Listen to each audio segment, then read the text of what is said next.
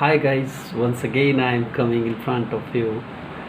Yeah, after getting a good aspiration by all of you, you are just giving me a big thanks, too much respect to our videos. So once again I am coming here, and one thing I want to say all of you, to the dear students who are just reading in 9th and 10th and preparing for the board exams. तो specially मैं आपको अच्छे ढंग से बताने के लिए इस वीडियो को हिंदी में शूट कर रहा हूँ, ताकि आप अच्छे ढंग से मेरी सारी बातों को समझ सके और जान सके। सबसे पहले मैं आप सबों को एक बात बता देना चाहता हूँ कि सोशल साइंस से आजकल बच्चे काफ़ी ज़्यादा डरते हैं, बहुत ज़्यादा बोरिंग सब्जेक्ट भी मानते हैं।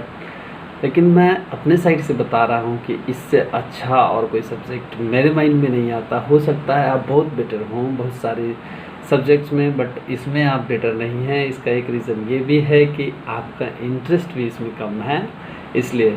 और नहीं तो आप अगर अपना इंटरेस्ट इसमें डाल दें तो ये सब्जेक्ट तो वो सब्जेक्ट है जिस सब्जेक्ट का गुणगान करना ही बहुत कम होगा।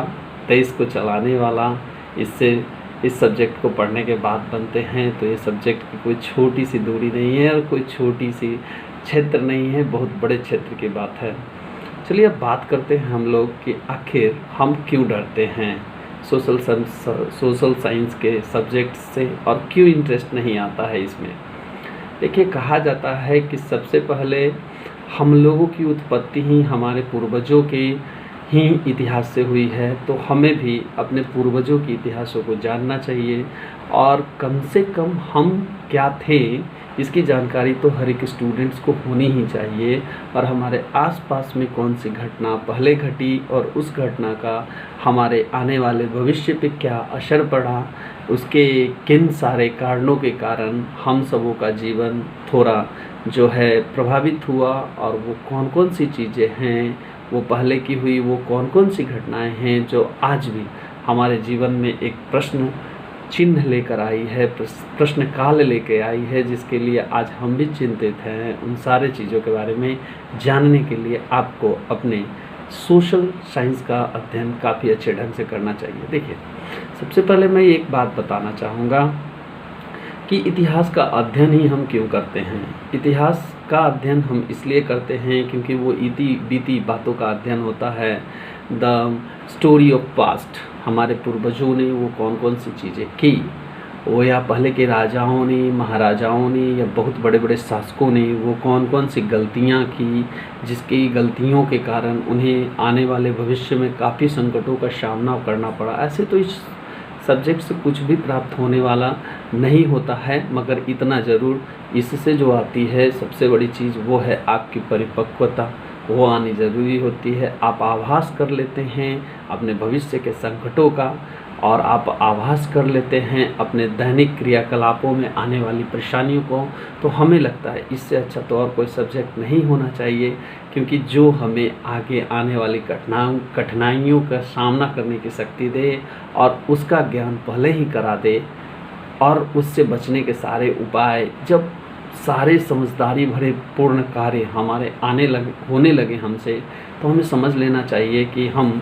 एक अच्छे सोशल इंसान हैं। और सबसे पहले जो शिक्षा है ना, वो शिक्षा का सबसे पहला अगर महत्व आता है तो वो ये आता है कि आपने जिस रूप में इस धरती पे जन्म लिया उससे बेटर आगे का भविष्य आपने अगर अपने हाथों से क्रिएट किया है, तो it is the best form of education I think. तो सबसे अच्छा एजुकेशन का फॉर्म वही होता है। चलिए अब आगे हम बात करते हैं कि आजकल के बच्चे जो अच्छे इंग्लिश मीडियम स्कूल्स में पढ़ते हैं, लेकिन वो सोशल से बहुत ज़्यादा डरते हैं। मैंने देखा है, मेरे पास भी एक्सपीरियंस है ये 13-14 सालों का। मैंने भी बहुत सारे बच्चों को पढ़ाया है सोशल साइंस, और मैं ये बात देखा हूँ, एनालाइज़ किया हूँ कि बच्चे बहुत डरते हैं सोशल साइंस से। तो इसके रीज़न्स को आप कंटिन्यूसली सुनिएगा। आप स्टूडेंट हैं तो आपको ये जाननी चाहिए कि आपको डर क्यों लगता है सोशल साइंस से। सबसे पहला, लैक ऑफ इंटरेस्ट। आपके पास इस सब्जेक्ट में इंटरेस्ट थोड़ा कम है, इस बात को आपको मानना होगा। अगर आपका चॉइस इसमें आ जाए, इंटरेस्ट आपने अगर किसी भी तरह से इसमें पैदा कर लिया, तो मान के चलिए आपका सब्जेक्ट का सबसे बड़ा रोल ये सब्जेक्ट निभाने वाला है, और उसमें आपको इंटरेस्ट जिस दिन भी आ गया उसके बाद ये सब्जेक्ट आपके लिए बोरिंग नहीं होगा और बिल्कुल आप आगे जाएंगे। अब इस डर को ख़त्म कैसे करेंगे ये जानना है, क्योंकि बहुत सारे बच्चों के पास आज ही समस्याएं आ रही है ना।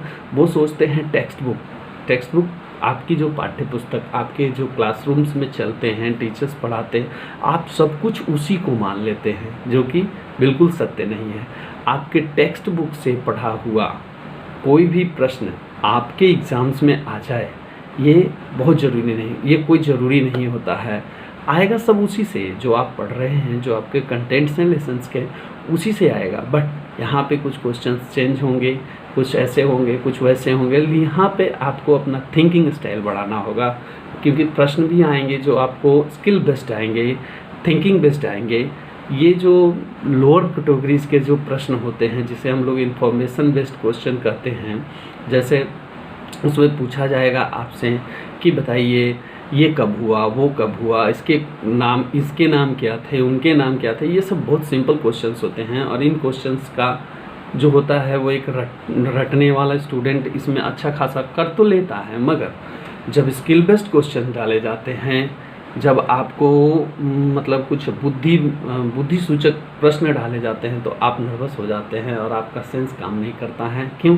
क्योंकि आपके पास वो सोचने की क्षमता नहीं होती है, वो लिखने की क्षमता आप में नहीं डेवलप्ड होती है, वो sentence making pattern, attractive sentence कैसे बनाएं, वो सारी चीज़ें आप में नहीं आती है, जिसके कारण आप फ्लॉप हो जाते हैं और आपको ये टेंशन देता है सब्जेक्ट। तो मैं आपको बताना चाहता हूँ कि सबसे पहले अच्छे मार्क, हाई मार्क्स स्कोर करने के लिए आपको करने क्या चाहिए बोर्ड एग्ज़ाम्स में या वगैरह वगैरह कहीं पे भी।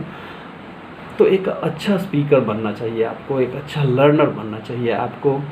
इसके लिए आपको अच्छी अच्छी पुस्तकों, भले ही वो आपके कोर्स में ना हो, फिर भी आपको उन सारी सामाजिक घटनाओं, परिदृश्यों पर आधारित उन पुस्तकों का गहन अध्ययन करना चाहिए, और उससे जो स्टोर की हुई मटेरियल्स हैं उसको आपको अपने माइंड के अंदर स्टोर करना चाहिए। आपकी बुद्धि जो, अपनी क्षमता जो है सोचने की, तर्क वितर्क करने की, उसको डेवलप करना चाहिए।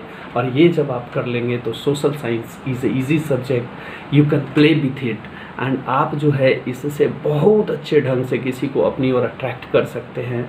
और जिस दिन आप में ये अट्रैक्शन पावर आ जाएगा, जिस दिन आप लोगों को अपनी ओर अट्रैक्ट करना सीख लेंगे, जिस दिन आपको 100 शब्द किसी भी सुने हुए टॉपिक पे पिरोने का एक नया अंदाज आ जाएगा, तो मैं चुटकी बजाते ये बात कहता हूँ, आप ही होंगे वो क्रैकर्स, आप ही होंगे वो टॉपर, आप ही होंगे वो ब्रेकर जो सोशल साइंस के सारी परेशानियों को चकनाचूर करते हुए सबसे ऊपर परचम पे अपना नाम लिख दीजिएगा। This is my promise to all of you.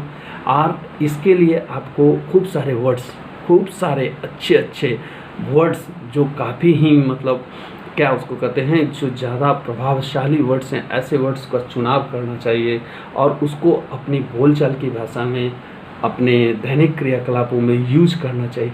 जैसे ही आप प्रभावशाली वर्ड्स को लाएंगे, बोलेंगे किसी के सामने, लोग प्रबुद्ध हो जाएंगे, लोग आपकी ओर अट्रैक्ट हो जाएंगे। उसके बाद आपकी आत्मशक्ति बढ़ जाएगी, और लिखने के लिए आपको खूब अच्छे अच्छे नॉवेल्स पढ़ने चाहिए। नॉवेल्स पढ़ने के बाद सेंटेंस बनाने चाहिए। किसी भी टॉपिक पे 200 शब्द, 300 शब्द आपको ऐसे ही पिरोना चाहिए अभी से ही। उसके बाद क्या होती है ना, आप ही सोशल में छाओगे और कोई नहीं छाएगा, ये तय है। बस मेरी बातों को मतलब, मैं भी वीडियोस नहीं बनाता हूँ, मैं भी बच्चों को जब पढ़ाता हूँ तो बच्चे बोलते हैं सर आप बहुत अच्छा पढ़ाते हैं, बहुत अच्छा आप बोलते हैं, आपको कुछ बोलना चाहिए, कुछ करना चाहिए, इसीलिए मैं ये वीडियो बना रहा हूँ। अगर थोड़ा सा मिस्टेक भी हो जाए तो उसे जस्ट एनालाइज कर दीजिएगा, और अगर कुछ अच्छा इसमें मिले तो आप अपने भविष्य के लिए उसे ज़रूर सुरक्षित रखिएगा। और आगे भी मैं इस तरह का वीडियो आपको देता रहूँगा, ये मेरा आपसे प्रॉमिस है। तो बस बने रहिएगा इस चैनल पे, और सब्सक्राइब करना ना भूलिएगा मेरे चैनल को, और लाइक करना ज़रूर याद रखिएगा। धन्यवाद।